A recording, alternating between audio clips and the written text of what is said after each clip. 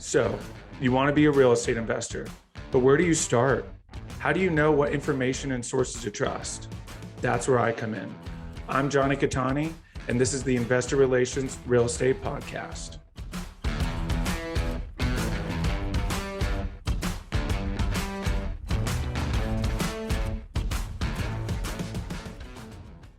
Hey guys, real quick, before we start, go to investwithcattani.com and download my free ebook, Is Commercial Real Estate Recession Proof? Now to today's show. What's up, guys? Happy Friday. Welcome to another episode of Friday Follow-Up here on the Investor Relations Real Estate Podcast. I am your host, Jonny Cattani, and we have made it through another week. Congratulations. I hope you guys have big plans this weekend. You may know, if you've seen my YouTube intro, if you've watched on YouTube, as well as I may have talked about it on the podcast before, potentially. Anyway, this weekend is opening weekend of the duck and goose hunt here in Utah. So those are my big plans. If you didn't know, now you know. I am an avid waterfowl hunter. In the summer, I fly fish sometimes. And, a lot of boating, hang around the water a ton, but honestly, most of my hobbies, actually I mountain bike a lot too, or typically do. This year didn't get out a ton because it was so hot, but the winter is where I thrive. Duck hunt, and I'm a hardcore skier. So we are heading into my favorite hobby season. However, I am going to miss the warmth. Temperatures now have dropped into high 70s, low 80s, and that is where I thrive. So it's been amazing, but that's not what we're here to talk about today. I just got back from the Silicon Slopes Summit, which happens every year. The Utah Valley, Salt Lake Valley has been dubbed Silicon Slopes after the last, probably, I would say, honestly, Adobe was here. Adobe first put their headquarters here, a long time ago. Has to be more than 10 years ago, and kind of paved the way. And since then, we have seen a massive tech boom here in Utah, primarily in Lehigh. And, after Silicon Valley, it was dubbed Silicon Slopes because it's right on the edge of the mountain, the ski slope. So aptly named. Anyway, they hold a summit every year, and it's basically just a whole bunch of people from the tech industry getting together, and a booth, and there's obviously keynote speakers. We watched the CEO of Traeger interview the COO of Nike, which was incredible. Definitely a lot of takeaways from that, especially on building a brand and staying true to who you are, but also being able to grow and progress and adapt with the times. It was really, really powerful. Two very intelligent and well-accomplished people on stage, which was awesome. Did some awesome networking as well. It was a good opportunity to branch away from real estate conferences, which is primarily what I go to, and, talk to people who are not directly involved in the industry. Did, of course, come across a couple booths of real estate people, pretty much doing what I would be doing, right? Looking for investors, which was awesome, and a good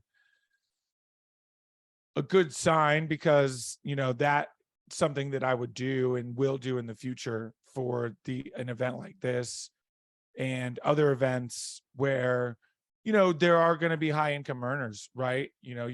Tech, there's a lot of high income earners in tech. I know a bunch. I know a lot of people who have come into the real estate industry, primarily capital raisers, who started in the tech industry as high income earners, worked up to director, VP level, SVP level, and, were passive investors first. And of course, their network is filled with other people, other high income earners in the industry, and they were able to leverage that and become a capital raiser. So, obviously a lot of potential there. So it was really awesome to talk to some people who I normally wouldn't get to talk to, get an idea of, talked about, angel investors and VCs, and how that market is changing, how valuations are starting to drop due to the economy. Same thing that you're seeing in the housing market, in real estate in general, commercial real estate as well, right? Interest rates are going up. Talked to one guy who is a residential agent, real estate agent here in Utah, and he said that mortgage rates hit 7% last week, which is insane because a year ago they were at 3.5%. So I've literally doubled in 12 months. And depending on who you talk to, I'd say strap in for the next probably 12 to 18 months. Listen, it's anybody's guess at this point, right? The Fed has, indicated they're going to do another interest rate hike. I think they're really, really trying to just slow this thing down as quick as they can. And I think they're on the right track. I think if you slow it down, I think if you hit the brakes, hard, right? Imagine you're driving a car, you're going really fast. The car in front of you slams on its brakes and you slam on yours, but you avoid the accident. Was it scary? Yeah. Was there a potential that, maybe you slammed so hard that the seatbelt left a bruise? Yeah, sure. But guess what you avoided? You avoided a crash, right? And that's the ultimate goal. Is I think they're really paying close attention. They're obviously paying very close attention to inflation. I don't think it's dropping at a rate that they like yet in order to feel comfortable. And so I think they'll keep hiking it up. And, I think there's another one coming potentially November, which will be fascinating. But it will be interesting to see because I certainly see it going up very quickly and then, things starting to drop and slow down and we start heading towards real deep recession territory. I mean, we're in a recession, right? If you follow the stock market, it's absolutely crumbling. We're in a recession. So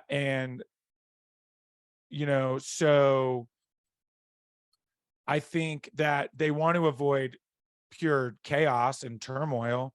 And so they're going to try to get in front of this as quick as they can. And then I think once those indicators really start to drop, and I mean like drop, because eventually they will hit that sort of equilibrium where they get the rate high enough that things just come to a screeching halt.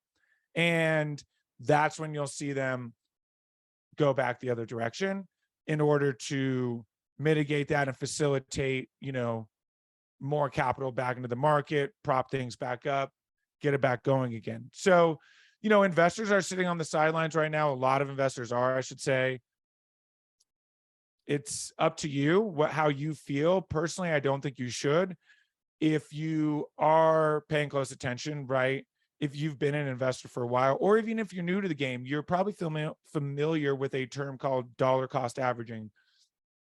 All that means is that instead of taking $50,000 and, putting it all, investing it all in one day into the market, you take it and you gradually buy shares over, let's say, the course of 3 months, right?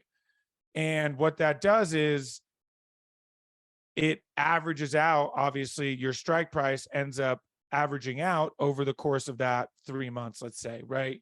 So one day, let's say you're buying Apple, right?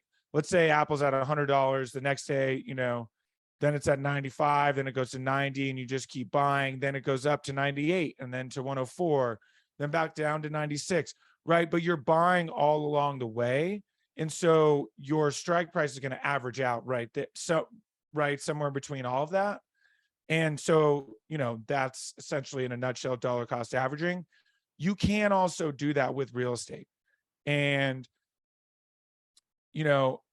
talking to people involved in the industry, have been in the industry for a long time, that's what you're seeing with the most veteran and experienced operators, is they're just going to keep acquiring because nobody knows what's going to happen. And listen, guys, you can always refinance, right? If you get in at a 7% interest rate and in 8-12 months they go down to 5%, you can refinance, right? So, obviously I'm biased, but that's kind of where I stand on it. So, you can formulate your own opinion, but the whole strap in for 12 months. I know I said that in the beginning. I just strap in because it's going to be a ride, but I think that it's going to be an opportunistic ride. And so I think that if you're set on sitting on the sidelines, I think you're going to miss out on some really good opportunities. So anyway, that's my 2 cents. I appreciate you guys listening. As always, don't forget to like, subscribe, rate, and review. You can follow me on Instagram at Jonny Cattani. Have a great weekend. I'm very excited for this weekend for myself. I hope you guys stay safe, have fun, and I will see you next week. Later. Hey guys, thank you so much for watching today's episode. I hope you really enjoyed it. Listen, I know it's cliche and you hear it all the time, but please don't forget to like and subscribe to the channel so you know when the next video is coming out. Even though this is technically a daily podcast, you know it's coming out the next day. We have a ton of content coming your way. So please like and subscribe. It helps a ton. Leave comments. Would love to know what you guys think. And we will see you on the next one. Thanks so much.